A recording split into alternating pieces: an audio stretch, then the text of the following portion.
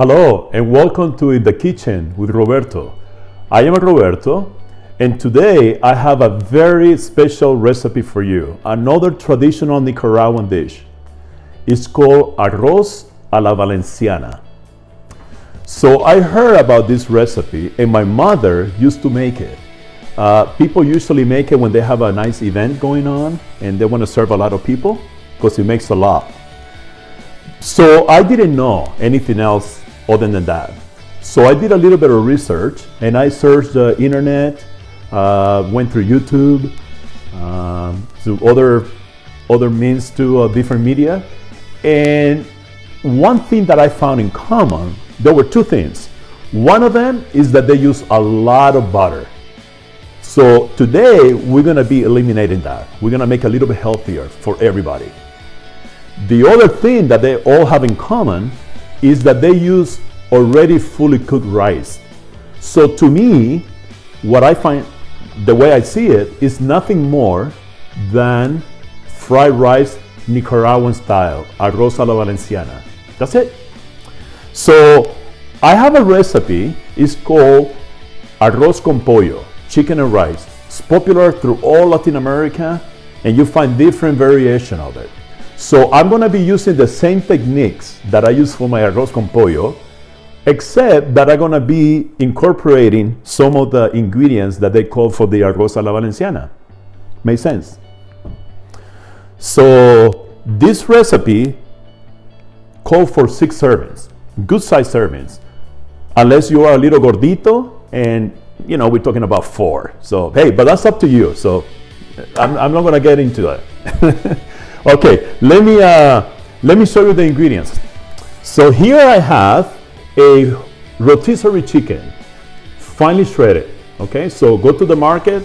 This is a little bit of shortcuts. You can boil your own pieces of chicken and use the broth for it later, but a lot easier. Just go, it's about $5.99, $6.99, so much easier than that. These are 2 cups of rice. Today I'm gonna be using converted rice. So what I did is I put the 2 cups on the colander and I run it under cold water. And you just run the water until it's completely clear. I have 3 tablespoons of canola oil. These are 2 tablespoons of tomato paste. This is a small chopped white onion. You can use yellow onion too, so. A small red pepper, also chopped. Again, any color you want. These are 2 ribs of celery. So what I do is when I purchase my celery, I usually like to eat the middle part, the tender, the light green, because there are, to the taste of the palate is better. So that's what I use this time. Also, when you go to the center of the celery, you find that the middle area, they have some of their leaf. And I love their leaf. I use it all the time for cooking. This time, I'm gonna sprinkle on top just to decorate the plate. So remember, every time you do a recipe and you have people over, just put a little bit of effort to make it presentable. You spend a lot of time making it, so make it look nice, okay? It's always better that way. These are 1.5 cups of frozen peas and carrots. Here I have 1 cup of manzanilla olives. So these are green olives that they have a little bit of pimento inside. So that's what it is. By the way, like any other olive, they're a little bit salty. So make sure that you drain it well. Do not rinse it. You want the flavor. So, but drain it well. By the way, if you don't find the small manzanilla olive, they have different sizes. So you can just use a medium or large. Make sure you slice it thick, okay? This is a mixture of 2 tablespoons of adobo. Adobo is a mixture of different seasonings. There is a brand that I like to use. It's Frontier Co-op. But you can use any brand you like. And I also put a couple of teaspoons of achiote powder. And achote is an annatto seeds. And you find in the Latin American aisle in the supermarket, they come in small bags. They're usually 99 cents. If you don't find a ground, just buy the seeds and you do it at home. You grind it. Very fine. And that's what's going to give the beautiful color for this particular recipe and for arroz con pollo too. Now, remember, also in the same aisle, you might find a block of prepared achote. We don't want that one. We want the powder. We want the seeds, okay? That's for a different recipe, so make sure you don't get that one. This is a teaspoon of ground yellow mustard seeds. This is what separates, to me, the arroz con pollo with arroz a la Valenciana. So this is cassava sausage. So it's a sausage that you find usually in the meat department or where the hot dogs are. By the way, some of the recipe that I looked for this one, they called for calbasa, but they couldn't find it, so they use hot dogs. Anyway, so when you find it, there is in the package, vacuum pack, and they have a shape of a horseshoe. So what I did is I sliced it in half, and I used one side of it, and I sliced them a half moon. They're fully cooked already. That's how they come. But we're gonna fry them a little bit just to give that caramelization, just make it look nicer. And the last ingredient is this here. So this is a combination of 3.5 cups of chicken broth and half a cup of medium dry sherry wine. I talked about sherry wine in the past episode, the difference between a good sherry wine or the one you find in the aisle for cooking. You want to avoid that one. That is full of salt, a lot of sodium. So go to where the wine is, the wine department, and look for a medium dry sherry wine. And that's what, use it for cooking, okay? All right, so that's all the ingredients we need. So what I'm gonna be doing, because I'm a one-man show and I have to move my camera this way, so I'm gonna be moving all the ingredients next to the stove, and then I'm gonna come back and I'm gonna show you how to put it together. Okay, so come with me in a little bit.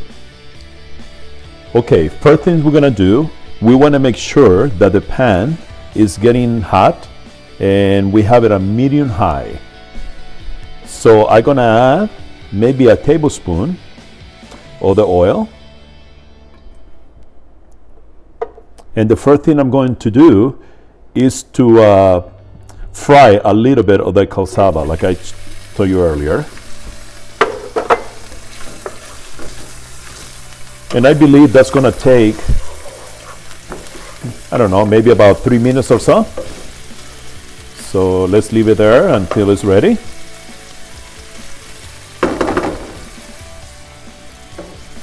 Okay, so they start getting a little bit brown. So what I'm gonna do right now is incorporate a little bit more of the oil, maybe another tablespoon. And right away, we're gonna add the onion. And we're gonna maintain the temperature at the same medium high. We're also gonna add the red pepper and the celery.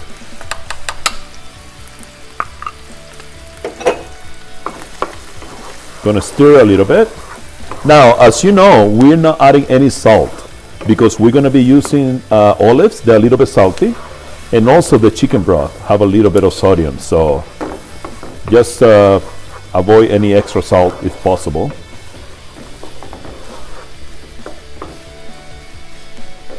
All right, and that we're gonna let it fry a little bit longer, maybe 3 to 5 minutes, until the onion is a little bit translucent. So let's give it a little bit of time. Okay, that's looking good. So I'm gonna open a little hole here in the center of my pan, and I'm gonna add the tomato paste. And we want the tomato paste to cook a little bit, okay? So we're gonna put it right in the middle.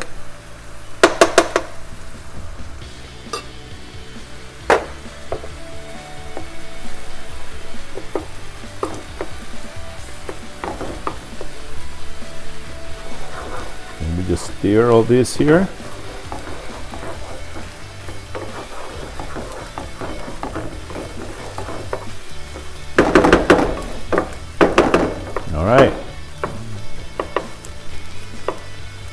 fry for a minute or so. All right, this is looking good. That's the color that we want. All the beautiful red that is gonna color our rice. All right, at this time, I'm gonna add the seasoning. And I also gonna add the mustard. We're gonna stir a little bit here, just to mix. And at this time, I'm gonna add the chicken.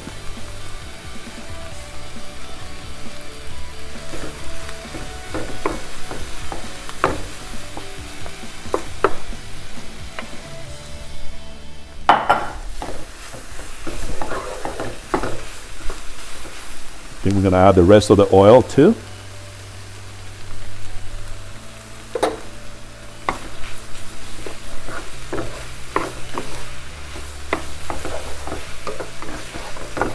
This is looking good.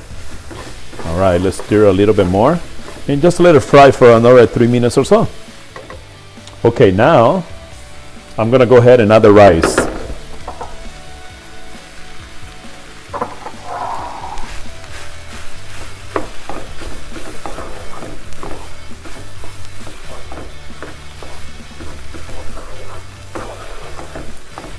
All right, this is great. We want to make sure we incorporate everything good here, so the rice will be well distributed all around the pan. How good that looks so far. All right, so now it's time. We're gonna add the chicken broth mixed with a little bit of the cooking wine. Again, that's 4 cups combined, the two of them. 3.5 of the broth and half a cup of the cherry wine. Oh yeah, this looks great.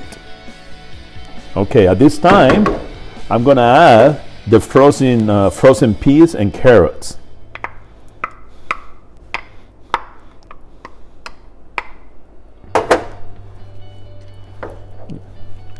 Mix everything well. It's still a medium high. So we're gonna let it come to boil, and then we go to the next step. Maybe around 5 minutes or so. Okay, as you can see, it started to simmer. So at this time, I'm gonna add the olives, and I'm gonna put it on top. I'm not gonna stir this anymore. So we distribute again evenly all over the pan.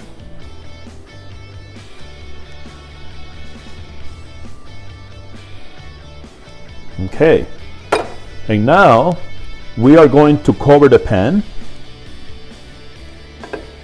We're going to lower the heat to medium. I'm sorry, a little bit less than that. Let's go to around 5 o'clock. And we're going to let it cook for about 15 minutes. Then we're going to come back and check and see how much time, perhaps another 5 minutes. But we're going to check the level of the water, make sure that it's not drying completely. So let's give it 15 minutes and we come back to it. Okay, it's been about 15 minutes, so let's go ahead and take a look at it. Make sure to stay away from the steam, okay? You don't want to burn yourself. Okay, as you can see, there is some bubbling still going on in the middle. Don't do anything. Yeah, there's a lot of water there, a lot of the liquid. So we're gonna cover it back again, and we're gonna go check back in about 7-8 minutes, okay? Okay, I think it's time to check on our arroz a la Valenciana. Again, make sure the steam goes the other way. You don't want to get burned. It's horrible. I've done it before. Oh yeah, no more liquid and still a little bit moist. That's what we're looking for. Exactly what we're looking for. All right, so we are going to turn the heat off. By the way, I was reviewing some of the filming, and I noticed that I was talking about 5 o'clock earlier. So let me explain to you what I mean with that. So the knob, pretend that this is a clock. This is the 12, 3, 6, and 9. So I usually turn it, and this is 6, so I lower it to 5. So that to me is 5 o'clock. I don't want to get into a confusion, so that's what I did. Okay, as you can see, it looks absolutely awesome. Now you can stir it a little bit. And it's going to continue cooking. So if you see a little bit of moisture, don't worry about it, okay? That's going to dry up.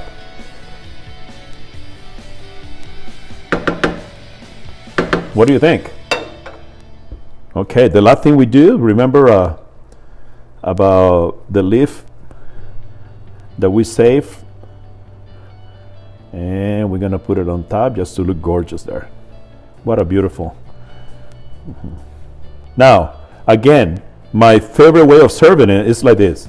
Take the pan to the table and have everybody serve themselves family style. That's what it's all about. If you have friends and family, you want to feel them welcome and part of you. So, what a beautiful dish. Okay, and here it is. Arroz a la Valenciana. I hope you enjoyed this episode and you'll be able to make it at home. Very simple. And it's one of those dishes that it tastes better the day after. So when all the flavors marry, it's so good. Just reheat it. Thanks again for. Before I go, I want to talk to you about something more personal. I noticed that sometimes I forget to remove my bracelet. By now, I'm sure you pay attention and know what it says. I don't want to say the word. But I am a cancer survivor, and I have some family and friends that they've been through. And my dearest brother is the latest to be fighting cancer.